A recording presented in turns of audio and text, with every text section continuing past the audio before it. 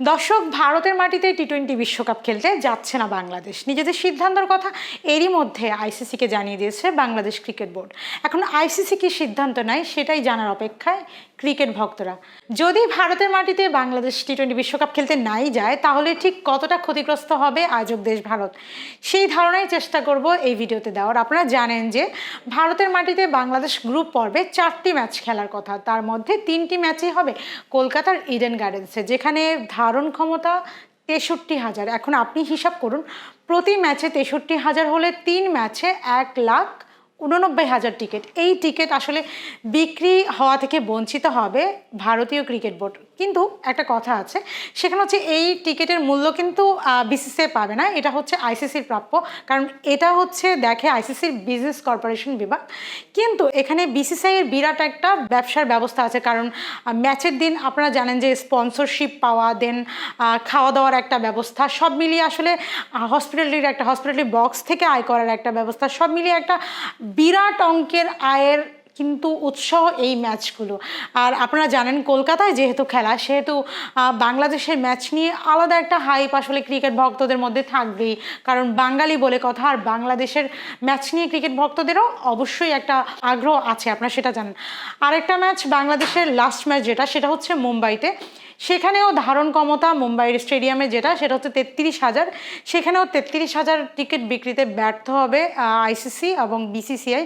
কিন্তু এখানেও যে গেট মানি অথবা হসপিটালিটি বক্স কিংবা মাঠে থেকে উদ্ভূত আয় কিংবা স্পন্সরশিপ, এগুলো থেকে কিন্তু একটা আয় ছিল বিসিসিআইয়ের, সেটা থেকেও বঞ্চিত হবে বিসিসিআই। সব মিলিয়ে মোট 2,22,000 টিকিট আসলে সেল করতে ব্যর্থ হবে। মানে যেই লাভটা পাওয়ার কথা ছিল বিসিসিআই কিংবা আইসিসি, সেটা থেকে ব্যর্থ হতে পারেন, কারণ সেটা শ্রীলঙ্কায় শিফট হবে। তাহলে সেখানে একটা আর্থিক লসের পরিমাণ আসছে বিসিসিআইয়ের, কারণ এই ম্যাচগুলোতে বিপুল পরিমাণ স্পন্সরশিপ ছিল, বিপুল পরিমাণ মাঠের ভিতরে ব্যবসা করা বা বিভিন্ন জিনিস বিক্রি করা কিংবা হসপিটালি বক্স থেকে আয় করা, অনেক আয় ছিল কিন্তু বিসিসিআইয়ের, সেটা কিন্তু তারা ব্যর্থ হবে।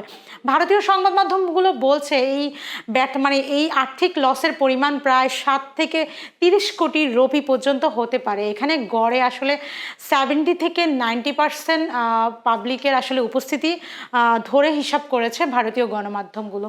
আপনারা জেনেছেন শুধু বিশ্বকাপ খেলতে যাওয়া নয়, এখানে কিন্তু আরেকটি ইস্যু জড়িয়ে গিয়েছে, সেটা হচ্ছে আজকে আমাদের বাংলাদেশ সরকারের তথ্য সম্প্রচার মন্ত্রণালয় থেকে জানানো হয়েছে যে আইপিএলের আসলে সমস্ত খেলা এবং অনুষ্ঠান সম্প্রচারও বন্ধ করে দেওয়া হবে, পরবর্তী নির্দেশনা না পাওয়া পর্যন্ত বাংলাদেশে বন্ধ থাকবে। এখানেও কিন্তু এটাও আইপিএলের জন্য অর্থাৎ বিসিসিআইয়ের জন্য বিরাট একটা ধাক্কার কারণ হতে পারে, কারণ আপনারা জানেন যে আইপিএলের জন্য পুরো বছর আসলে একটা দর্শক অপেক্ষায় থাকে। আসলে আইপিএলের অনেক দর্শক বাংলাদেশে আছে, যেহেতু এটা বাংলাদেশের এটা পৃথিবীর আসলে 1 নাম্বার ফ্র্যাঞ্চাইজি লিগ, এবং এটা খুবই বিশ্বের বড় বড় তারকারা এই লিগে অংশ নেয়। যেহেতু বাংলাদেশি তারকা মুস্তাফিজুর রহমানেরও এখানে অংশ নেওয়ার কথা ছিল, সেখানে বিশ্বের বড় তারকারা অংশ নেবে এবং এই টুর্নামেন্টকে কেন্দ্র করে অনেক অনেক আগ্রহ বাংলাদেশি ভক্তদের। কিন্তু বাংলাদেশি ভক্তরা সেটা যখন টিভিতে সরাসরি সম্প্রচারের মাধ্যমে দেখতে পারবেন না, তাহলে এখানে অনেক পরিমাণ দর্শক হারাবে আইপিএল। আর আপনারা জানেন যে কলকাতা নাইট রাইডার্সের কিন্তু আলাদা একটা ফ্যান বেজ এই বাংলাদেশে আছে, তারাও কিন্তু তাদের এই ফ্যান বেজ থেকে আসলে ফ্যান বেজটা পাবে না, কারণ বাংলাদেশের ফ্র্যাঞ্চাইজি যখন বাংলাদেশি ক্রিকেটারকে তারা বাদ দিয়ে দিয়েছে, তখন অবশ্যই তারা বাংলাদেশের বাংলাদেশের ফ্যান বেজ সেটাও হারাবে। আপনারা কি ইতিমধ্যে ফলো করেছেন, যখন মুস্তাফিজ তাদের দলে ছিল তখন তাদের পেজের লাইক ছিল প্রায় 18 মিলিয়ন প্লাস, এখন সেটা কমে কিন্তু 17 মিলিয়ন, অর্থাৎ এই 2 দিনের মাথায় তাদের কিন্তু অনেক ফলোয়ার কমে গিয়েছে। তো এটা আসলে সার্বিক জাস্ট একটা ফেসবুক পেজের উদাহরণ, সেখানে কলকাতার ম্যাচ, কলকাতার বিভিন্ন পোস্ট বা সোশ্যাল মিডিয়া সবগুলোতেই একটা প্রভাব পড়বে, এবং আইসিসি এবং বিসিসিআইয়ের সোশ্যাল মিডিয়া থেকে শুরু করে সম্প্রচারও একটা প্রভাব পড়বে। এবং পুরো বাংলাদেশে যেহেতু আইপিএলের ম্যাচ দেখানো হবে না, আইপিএলের সম্প্রচার করা হবে না বা অনুষ্ঠানগুলো দেখানো হবে না, সেখানেও কিন্তু আসলে বিপুল পরিমাণ হিউজ একটা অর্থ ক্ষতিগ্রস্ত হবে বিসিসিআই এর। সব মিলিয়ে আসলে আইপিএল যদি না হয় বা আইপিএল যদি না দেখানো হয় কিংবা বিশ্বকাপে বাংলাদেশ যদি না যেতে চায়, সেই ক্ষেত্রে বাংলাদেশ বিসিসিআই ভালো একটা বিরাট অঙ্কের আসলে আর্থিক ক্ষতির পরিমাণ লক্ষ্য করা যাবে।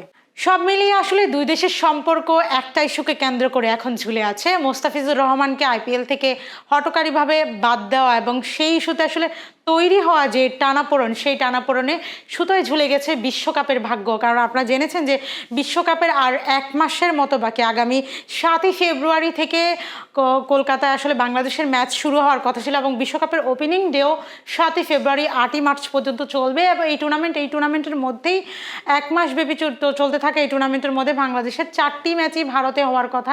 এখন 4টি ম্যাচ ট্রান্সফার হওয়া এবং আইপিএল থেকে ক্ষতিগ্রস্ত সব মিলিয়ে একটা টানাপোড়েন অবস্থা যাচ্ছে। এবং আইসিসি থেকে যে খবর আমরা জেনেছি, ইতিমধ্যে আমরা জানলাম যে আইসিসিও হয়তো বাংলাদেশের সিদ্ধান্তকে গ্রাহ্য করছে এবং বাংলাদেশের অনুরোধের প্রেক্ষিতে ম্যাচগুলো সরানোর একটা ব্যবস্থা করছে। ভারতীয় সংবাদ মাধ্যমগুলো ইন্ডিয়ান এক্সপ্রেসের বরাত দিয়ে এনডিটিভি এবং টাইমস অফ ইন্ডিয়া অনেকগুলো সংবাদ মাধ্যম জানিয়েছে যে এরই মধ্যে আইসিসির চেয়ারম্যান যিনি জয় শাহ, তার নেতৃত্বে টুর্নামেন্টের সূচি পরিবর্তনের অর্থাৎ ভেন্যু পরিবর্তনের একটা কার্যক্রম চলছে। অর্থাৎ আমরা 2-1 দিনে আসলে জেনে যাব অ্যাকচুয়ালি বাংলাদেশ কোথায় খেলবে, কলকাতার ইডেন গার্ডেন্স নাকি শ্রীলঙ্কায়, সেটাই জানা যাবে 2-1 দিনের মধ্যে। আপনাদের সাথে আমি এতক্ষণ যুক্ত ছিলাম হিমু আক্তার। বিশ্বকাপ, ফুটবল, ক্রিকেট কিংবা খেলার যে কোনো খবর জানতেই আপনারা যুক্ত থাকুন দেশকাল নিউজের সঙ্গে এবং অবশ্যই চোখ রাখুন দেশকাল নিউজের ফেসবুক পাতায়।